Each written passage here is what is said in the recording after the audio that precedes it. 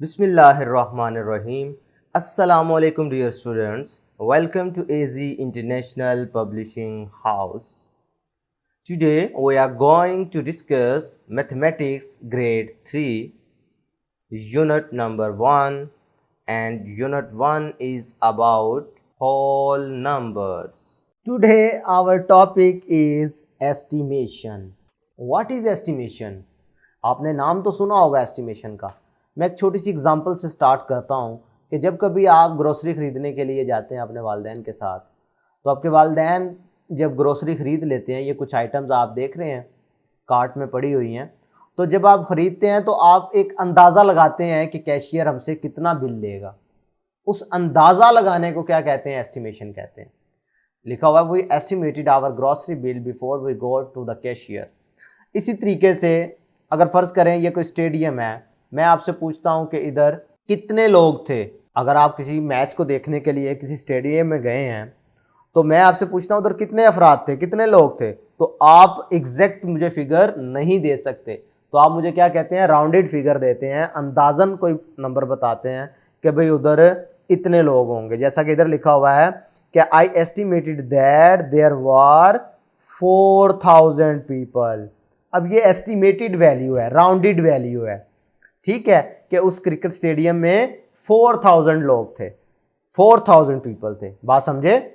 तो ये एक अंदाज़ा लगाया है, इसी को आप एस्टिमेशन कहते हैं। चलिए अब हम डेफिनेशन पढ़ते हैं।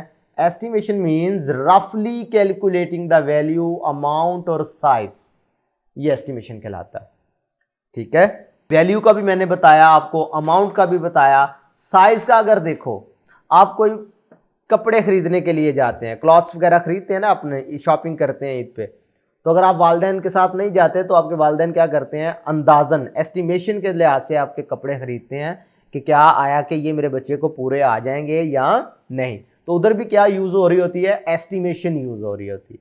अब मैथमेटिकली एस्टिमेशन के लिए कुछ रूल्स होते हैं, वो आज हम सीखते हैं। Rules for rounding the numbers, क्योंकि मैथमेटिक्स में आप नंबर्स पे खेल रहे होते हैं, तो नंबर्स को आप जब राउंड करते हैं तो उसके लिए दो मेजर रूल हैं।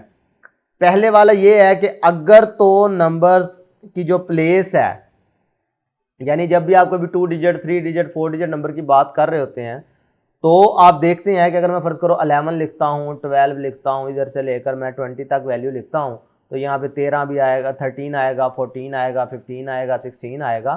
तो ये वंस प्लेस पे देखो, पहले 4 तक देखोगे तो 14 तक ये 4 है, उसके बाद ये वाले नंबर आने शुरू हो जाएंगे 5 6 7 8 9। बात समझ आ रही है? तो अगर तो आपके पास वंस प्लेस पर 5 6 7 8 या 9 आ रहा हो, तो आपने राउंड द नंबर अप, उसको राउंड अबव कर देना है, राउंड अप कर देना है उस नंबर को।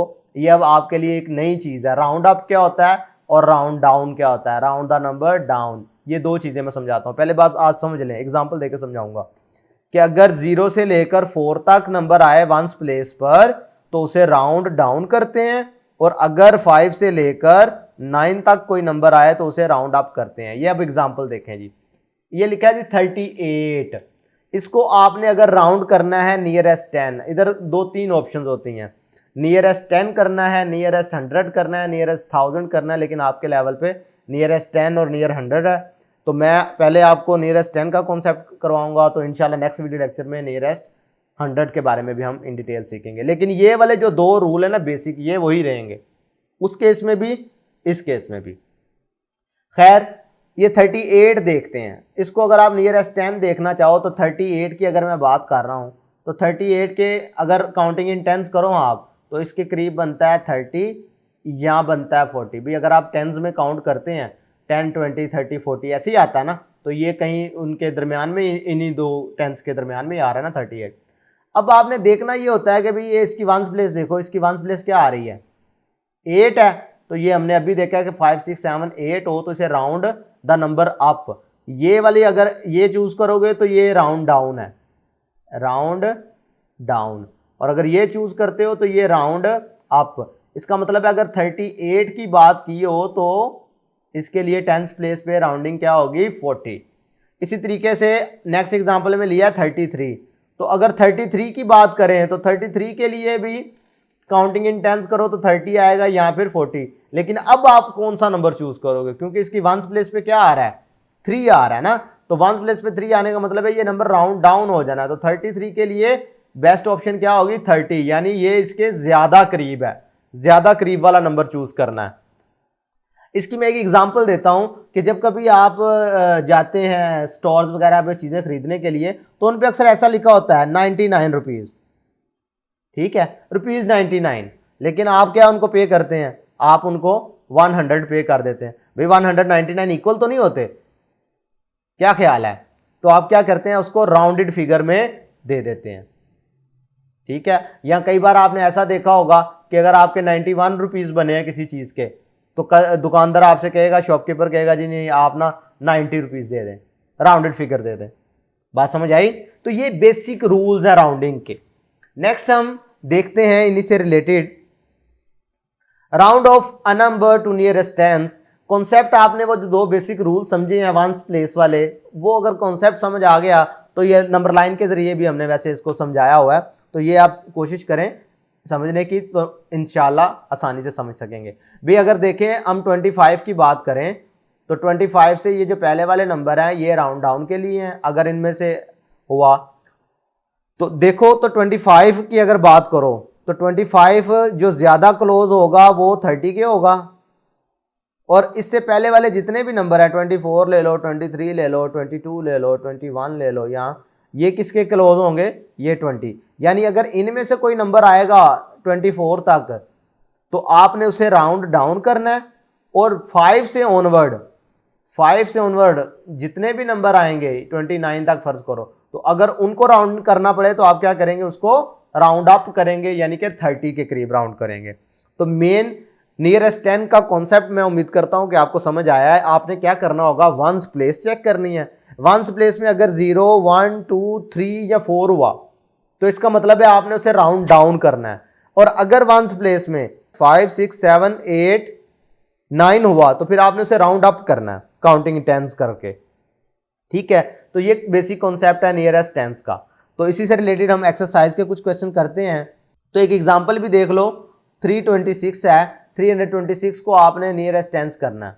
लो जी 326, अब ये आया है बेसिकली 3 डिजिट नंबर, तो इसमें अगर 100 प्लेस सबसे पहले आप देखो तो वो है जी 300, और टेंस प्लेस पे देखो तो क्या है 20, 320। तो आप इसको टेंस के नियरेस्ट करना चाहते हैं ना, तो 20 है तो या तो ये 320 हो सकता है, और या फिर ये क्या हो सकता है 330 हो सकता है, ऐसे ही है ना भाई। अगर काउंटिंग इन टेंस करो, आप 10-10 में काउंट करते जाओ, 10-10 के पेयर में, तो पहले 300 आएगा, फिर 310 आएगा, फिर 320 आएगा, फिर 330 आएगा, ठीक है। तो अगर ये चूज हुआ तो राउंड डाउन है, अगर ये चूज हुआ तो राउंड अप है। लेकिन इसका फैसला कैसे होगा, इसका फैसला होगा जी इस नंबर पे, ये वंस प्लेस पर ये फैसला होगा। जब काउंटिंग इन टेंस करोगे तो वंस प्लेस पे फैसला होगा, जब काउंटिंग इन हंड्रेड्स करेंगे तो फिर टेंस प्लेस पे फैसला होगा, वो हम इंशाल्लाह नेक्स्ट लेक्चर में देखेंगे। अगर इधर ऑब्जर्व करो तो ये है 6, तो 6 क्या है, 5 से बड़ा ही है ना, तो इसका मतलब है आपने राउंड अप करना है। क्लियर है मेरी बात। तो लिहाजा जब आप इसको टेंस के नियरेस्ट राउंड करेंगे तो आंसर क्या आएगा 330, और ये सिंबल जो आपने यूज किया हुआ ना 326 इज अप्रोक्सीमेटली इक्वल, इस सिंबल को क्या पढ़ते हैं, अप्रोक्सीमेटली इक्वल टू 30। कॉन्सेप्ट समझ आया, मैंने स्टेप बाय स्टेप आपको समझाया है। करना आपने क्या होगा, पहले तो आपने ये टेंस प्लेस देखी ताकि आपको पता चल जाए कि काउंटिंग इन टेंस किस अंदाज से करनी है। बे 2 था ना तो 20, इससे पता चला एक नंबर 20 हो सकता है, एक स्टेप आगे मूव किया तो 30 हो सकता है। तो 26 जो है 320 और 330 के दरमियान है, तो इन दोनों में से कोई एक ही नंबर चूज होना है, या तो राउंड डाउन होना है या इसने राउंड अप होना है। तो चले इसी से रिलेटेड एक्सरसाइज के कुछ क्वेश्चन देख लेते हैं। तो क्वेश्चन नंबर 1 पढ़े जी, round off the following numbers to the nearest tens, ठीक है। अब ये पहले वाला देखो तो 83 है, अब ये 2 डिजिट नंबर है, इसकी अगर वंस प्लेस देखो तो वो है 3, 83 है ना, तो इसका मतलब है 8 शो कर रहा है कि या तो ये 80 होगा या फिर ये 90 होगा, ठीक है भाई। 80 और 90 के दरमियान ये नंबर आता है ना कहीं। बात समझ रहे हैं कि नहीं भाई, 80 से 90 तक काउंट करो तो फिर ये नंबर कहीं आता है, तो इसका मतलब है इन दोनों में से कोई एक ही चूज होना है। तो देखिए जी वंस प्लेस इसकी क्या है 3, तो 3 इज लेस देन 5, भाई 5 या 5 से बड़े जितने भी नंबर है उनके लिए राउंड अप करते हैं। इधर क्योंकि 5 से छोटा है तो राउंड डाउन करना है, यानी कि इधर आंसर क्या आएगा 80, यानी 83 के नियरेस्ट क्या है 1080। लो इसी से रिलेटेड मैं आपको एक और क्वेश्चन करवा देता हूं। पार्ट सी चूज कर रहा हूं, बी और डी आपको एज अ होमवर्क असाइन करूंगा। 406 की अगर बात करते हैं, 406,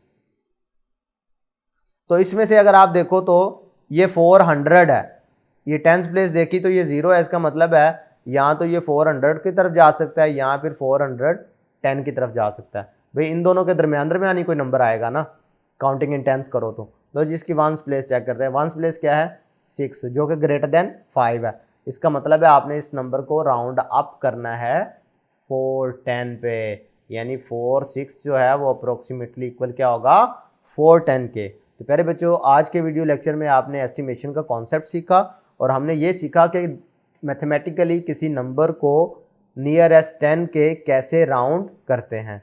नेक्स्ट वीडियो लेक्चर में नए टॉपिक के साथ फिर मिलेंगे। अल्लाह हाफिज़।